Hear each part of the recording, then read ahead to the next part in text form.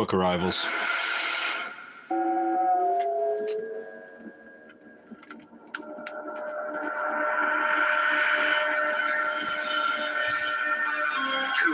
Is the number of wisdom of the self, and the true Cancer is master of his moods. 2 is the number of reflection. 2. The moon child is the mirror of all emotions. 2. 2 is the indication of receptivity, and the Cancer 2. moon is always in the process of absorbing ideas and conditions. 2 is the symbol of alternation, and the crab is a native of extremes, living in a perpetual state of change. 2 is the number of dependency, and moon children suffer intensely when lonely. 2 is the number that creates life, and 2 people shelter and protect it. This is at the core of Cancer's existence.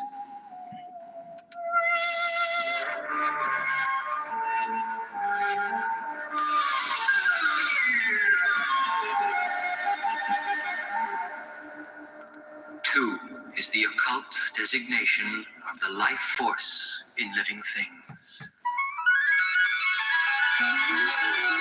Pearls are born in the sea and of the sea, forming slowly in layers in which the rhythm, the deep changing tides and currents, the calm and the storms are molded into beauty and value within a living thing. So the moon child molds into his being the rhythm, tides and currents, calm and storms of man's emotions.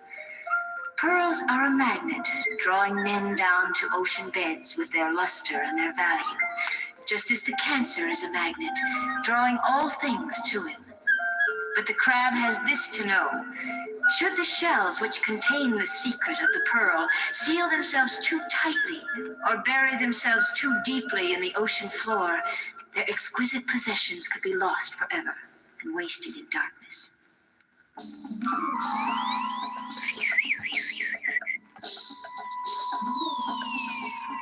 Cancer everything. As silver as the midnight sea can be when the light is pale. As yellow roses, or tulips, or daisies, when they live in the souls of dreamers. Or as yellow as a moon-kissed orange, or a sun-kissed morning. For the crab owns them all, absorbs them all, until they color the walls of his shell. A painting dedicated to all that he feels. But you, Moonchild, must learn that one can become a victim of his feelings. Yes. Lose hold in the other world and drown in a sea of emotion, sentimentality, and sensationalism.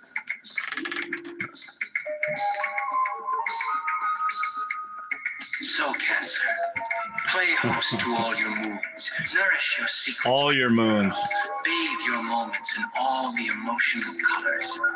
Just keep in mind, colors are only part of the painting, and every painting is not a self-portrait. Profound, buddy, profound.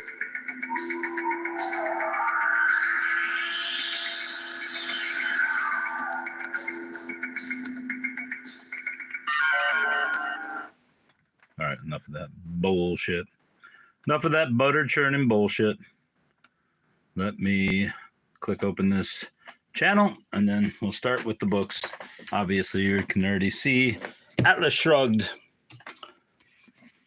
a copy which is actually in decent shape and vintage, which is the only reason why I got it. Nice, I think it's 24th printing or something like that, 26th printing.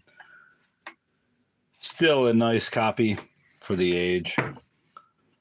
Not exactly a highly collectible book, probably worth $10 though, after shipping is included. And the pages are in good shape, and there's no break in the spine, though there are slight.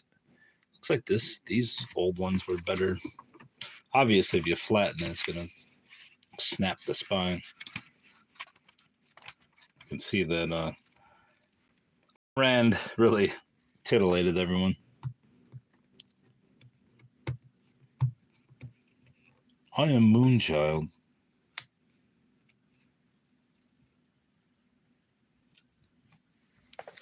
Hi, Moonchild.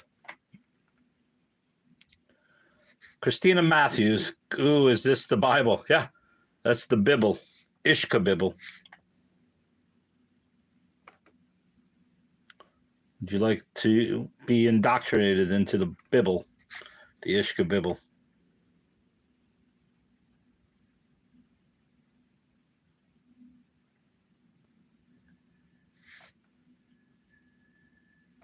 Is that a yes, bruv?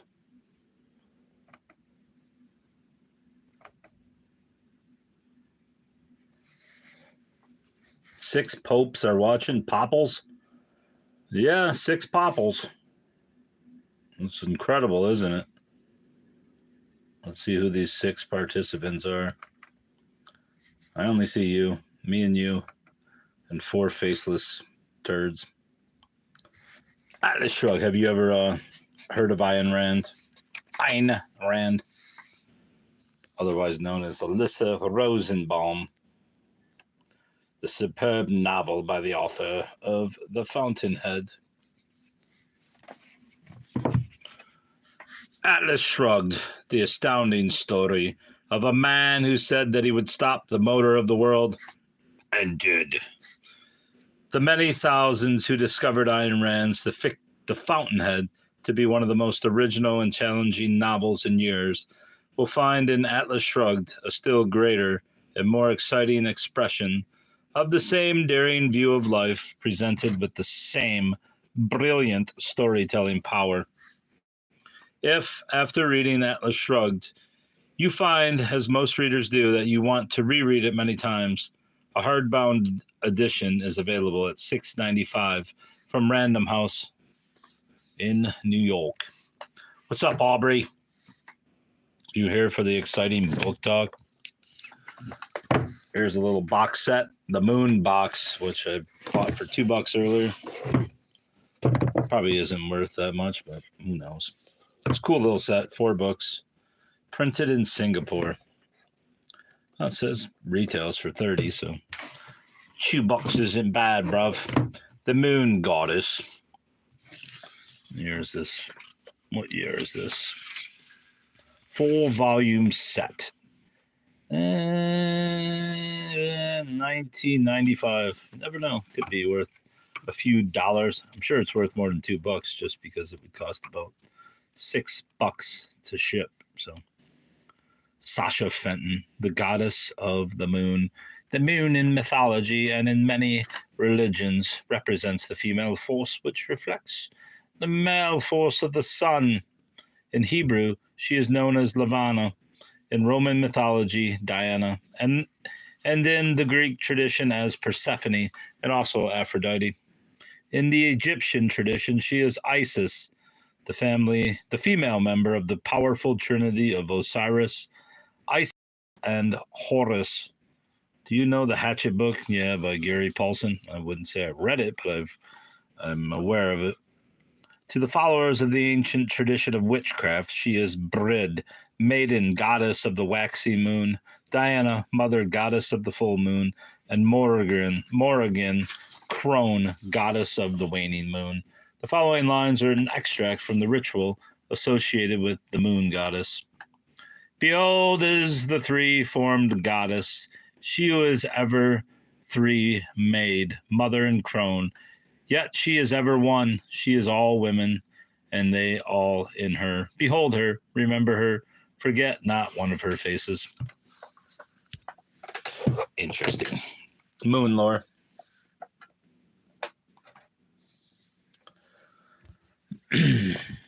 Obviously the same year, 1995-ish. Prayer to the moon. How my hand is this. I shoot a springbok with my hand by an arrow. I lie down. I will early kill a springbok tomorrow. What the hell's a springbok? Tomorrow let me eat a springbok. With this arrow, let me shoot a springbok. With this arrow, let me eat a springbok. Let me eat, filling my body in the night, which is hair. Let me fill my body. Ho, moon, lying there, I kill an ostrich tomorrow. Wish with this arrow, ho, moon, lying there, thou must look at this arrow, that I may shoot a springbok with it tomorrow. All right, that's cute. Humanity's age-old fascination with the moon in its many guises inspires this colorful compendium of lunar poems, chants, fables, and curses, from medieval spells to parlor games to zodiacal information, from skywatchers, dreamers, and trivia wizards. Moon lore is the perfect companion for a moonlit night. All right, there's book 2 down of that. Somnium and Other Trips to the Moon, or the Dream. Somnium. Thanks to Kristen Miller and Shelley Barnaker. Oh, E. Cummings wrote the preface. Who knows if the moon's a balloon coming out of a Keene city in the sky filled with pretty people. I'm pretty sure E. Cummings didn't write a preface for this. They just took it. Get into it. If they should take me and take you into their balloon, why then we'd go up higher with all the pretty people. Then houses and steeples and clouds go sailing away and away, sailing into a Keene city where nobody's ever visited, where always it's spring and everyone's in love and flowers pick themselves. It seems like stealing his work, honestly. The Werewolf and Other Tales from the Dark Side of the Moon. The Werewolf and Other Tales from the Dark Side of the Moon. Lord Byron. I like how they just make the prefaces by Lord Byron. Pretty damn sure Lord Byron's been dead for like 150 years. Oh, ye immortal gods, what is theogony? Oh, thou too mortal man, what is philosophy? Oh, world, which was and is, what is cosmogony? Some people have accused me of misanthropy, and yet I know no more than the mahogany that forms this desk of what they mean, lycanthropy. I comprehend, for without transformation, men become wolves on any slight occasion. It's pretty good.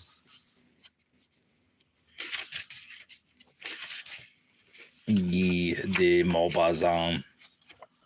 Angela Carter. That's pretty cool. Anyway, that's the little box set of the moon. Somnium.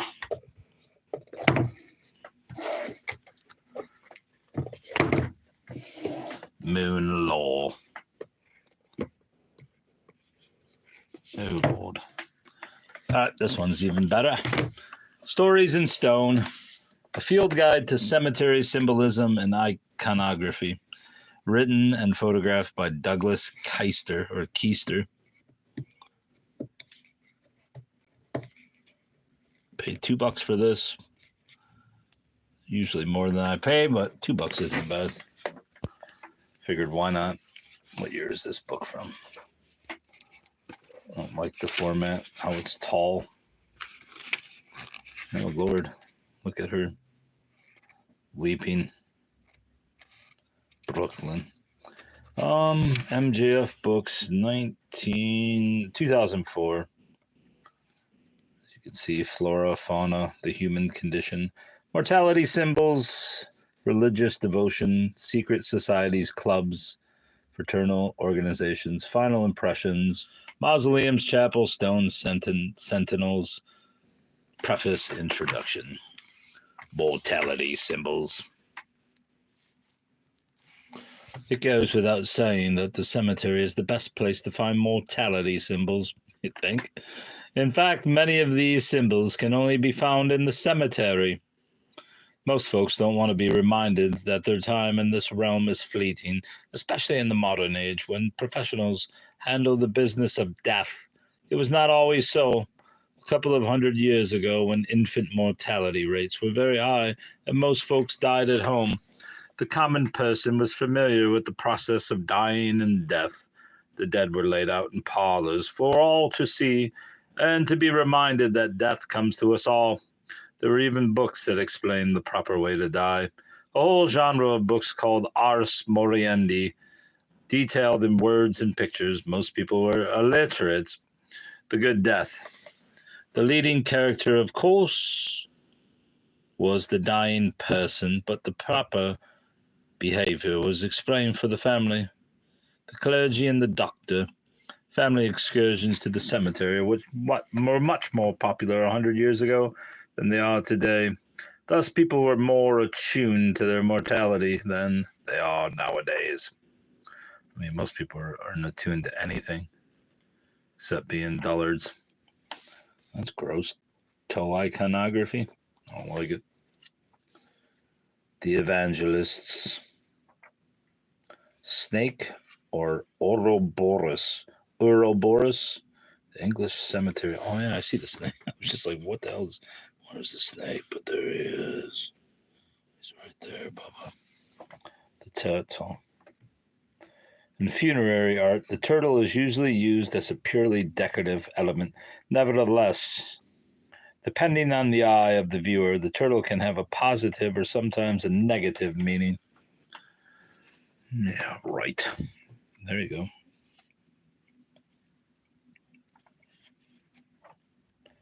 What about folk art?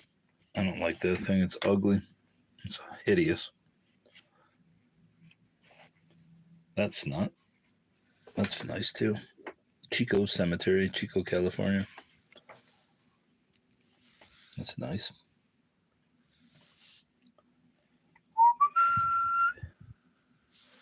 That's quite dainty.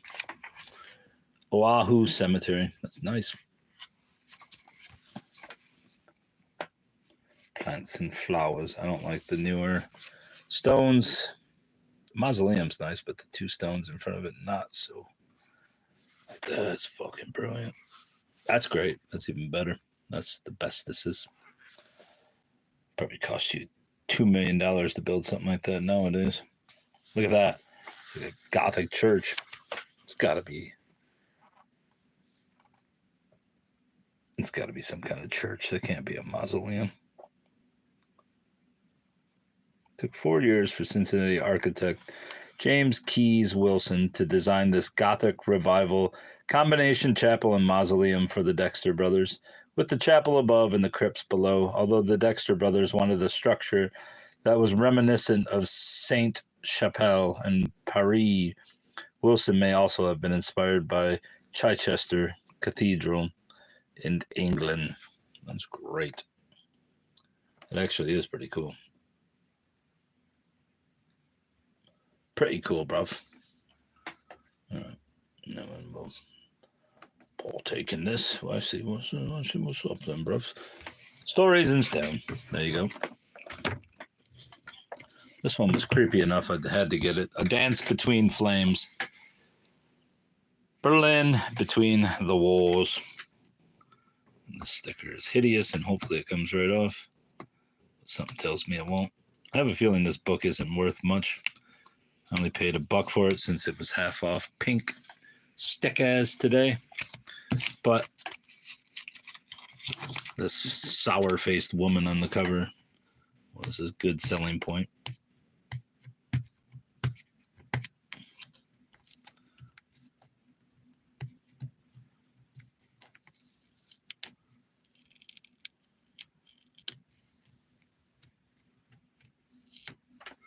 All right, bruv. Let's see what this book's about.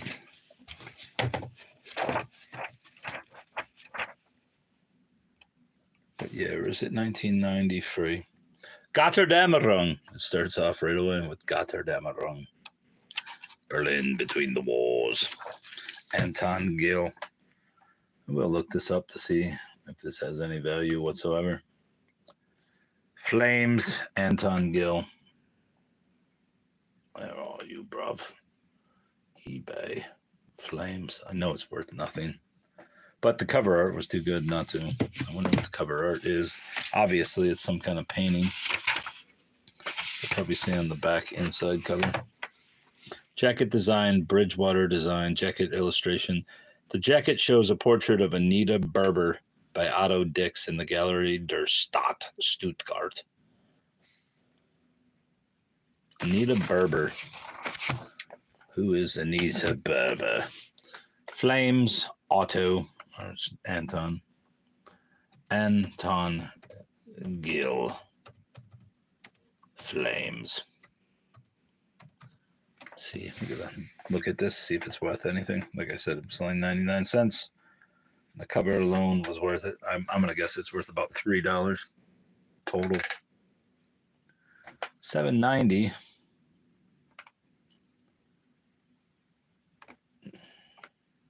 It's hard to tell. Bunch of low prices. We'll go see if there any have sold.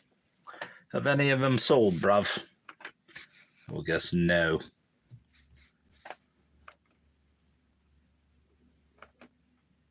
Sold and completed. Items.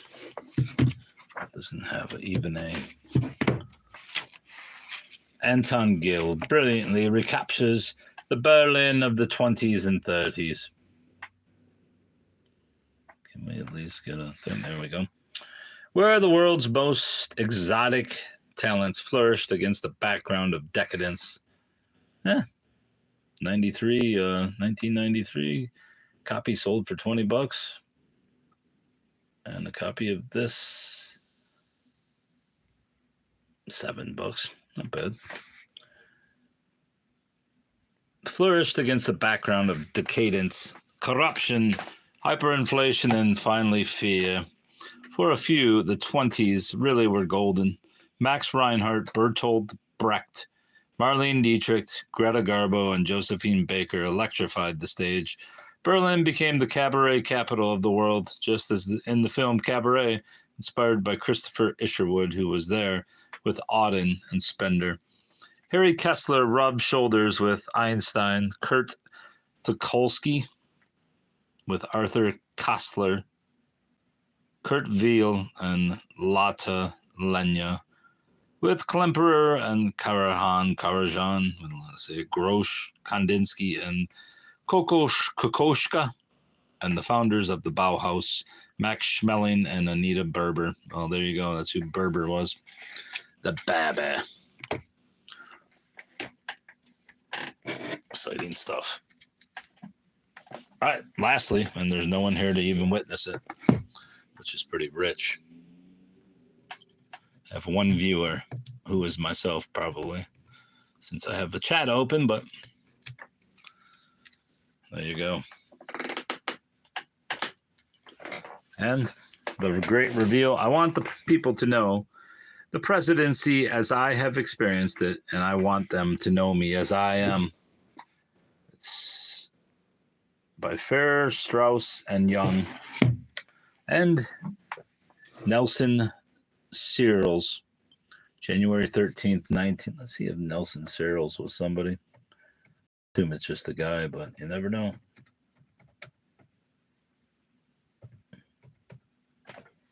Nelson Searles. Anyway, the great revelation of this book is that it's signed by Harry Truman. At least I believe it's signed. It sure looks like it's signed. With thanks and appreciation for your cheerful patience and help, Harry Truman. And then to Wilson Searles, from the President, White House, January 13th, 1953. Of Mr. President, 250 copies have been specially bound, of which this is number 195. So hopefully I can get a few $100 for this book, since I only paid $3 for it. This is definitely signed. This is, yeah, it looks signed. It doesn't look like it's book print.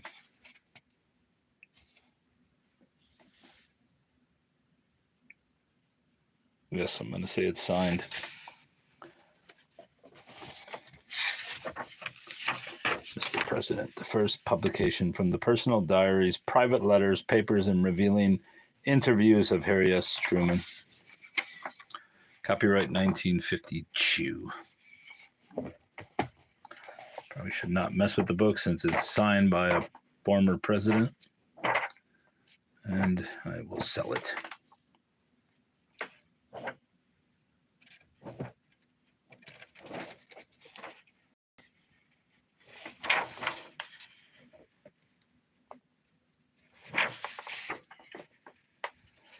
Wilson Searles. I wonder who the hell that is. Does that say Wilson or Nelson? says Wilson right there, but that looks like Nelson. Nelson, but I think it's Wilson, obviously. Who the hell is Wilson Searles? It'd be great if he was famous. Student at the University of New York College. I don't think that's who it is.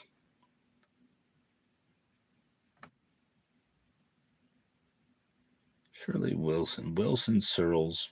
Veterans Legacy Memorial. Profile. Star Wars. 140 pins. Yeah, I don't think he's famous or anything. He's just a guy. Guy who gave up a signed book, whoever he is. I'm guessing he's dead since he got it signed 70 years ago. Marathon paperback. Sorry, we couldn't find this page. All right, that's fine. But we have this signed book now.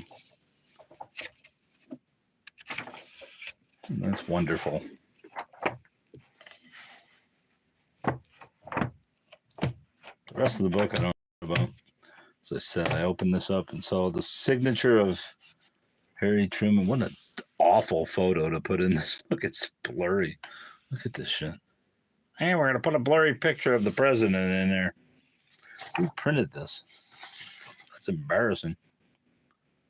I mean, you can literally look at that. That's terrible.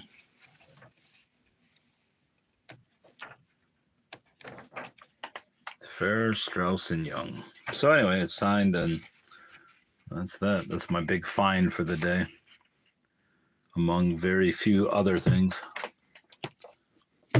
Flames, Dance Between Flames, Berlin Between the Walls, Stories in Stone, box set of books, The Moon Box, Mysterious Allure of the Moon has never been more tempting than in the Moon Box. It's basically just a bunch of quotes by authors. La Flama Blanca, Sell My Soul, Smell My Soul, bruv. See that Harry Truman signed book, bruv? Bruvs. Atlas Shrugged. That's the last book, bruv.